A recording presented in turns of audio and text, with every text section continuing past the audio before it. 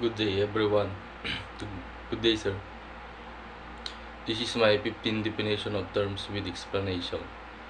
Number one, control concept. Control involves supervision of prisoners to ensure punctual and orderly movement to an and from the dormitories, places of work, churches, hospitals, recreational facilities in accordance with the daily schedule. So, nakasaad dito yung control ng dormitories, place of work, hospitalities, recreational kasi dito nila makikita ang kanilang daily schedule. Number 2, control center. The control center is a certainly located and elevated facility with good facilities of observation of facilities. Manpower will permit a jail should be provided with a control center manned around the clock, through which telephone calls and other communication are channeled, emergency alarm system operated, official count records cleared, key control established, and day-to-day operation and centralized and control. So in control center, dito nakasaad yung mga control. Kung baga, pag may nangyaring gulo sa jail number 1, kung kunwari jail number 1, jail number 2, jail number 3 hanggang 10, kung may nangyaring gulo sa jail number 10, punta sila sa control center para tumawag para may channel kung may gulo rito at para maayos kagad. Next, prison discipline. Discipline is continuing state of good order and behavior in prison. It includes the maintenance of good standards of work, sanitation, safety, education, personal health, and recreation.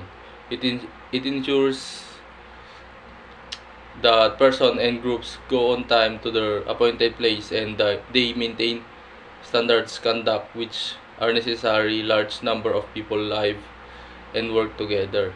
So dito sa prison discipline, they maintain the good behavior of the prison, and also they give maintenance of good standards of work. Next, self-discipline. Not merely the ability to conform to accepted standards for individual and community life in free society.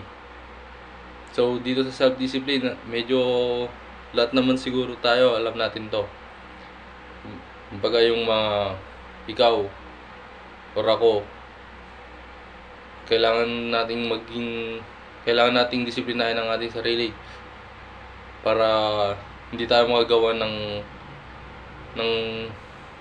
hindi maayos, ganun, or masama. Next is punishment. Punishment is defined as the redress that the state takes against an offending member. So ang punishment, kapag may nagawa kang mali or labag sa batas, bibigyan ka ng punishment. Next, death penalty. This was affected by burning, boiling in out, breaking at the wheel, drawing, hanging, etc. So alam naman natin siguro kung anong death penalty. Ito yung kapag may kasalanan ka na labag sa batas, kailangan ng death penalty. Kumbaga sa ibang bansa, kapag nakapatay ka, ang hinatol sa'yo ay death penalty. O death penalty, ang pagpatay nila sa'yo ay silya elektrika, ganun. Next, physical torture. This was so-called corporal punishment, which was effected by mutilation, meaning whipping, etc. So, ang physical torture, kapag ito yung mga ancient terms na punishment nung unang panahon, kapag may nagawa kang kasalanan, ito torture ka. Ganun. Next is perpetual penalties. The convict pardon after 30 years, unless the chief executive considers an unworthy of for pardon by reason or conduct or serial cause. Also at Art 70, the revised penal code of process, that in applying its provision and duration of perpetual penetration shall be computed 30 years. So ganon yung perpetual penalties. Next is reclusion temporal, 12 years and 1 day to 20 years. So kapag ang hinatol sa'yo ay reclusion temporal, ang pagkabilang gumawa ay nasa 12 years and 1 day to 20 years. Next is prison mayor and temporarily disqualification. So dito, kapag ako ng prison mayor and temporary disqualification, you have 6 years and 1 day to 12 years.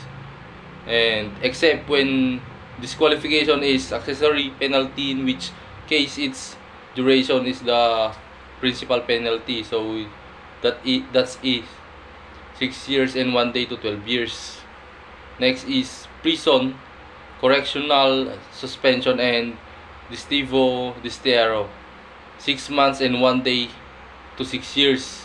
Except when the suspension is an accessory penalty, which case its duration is that of the principal penalty.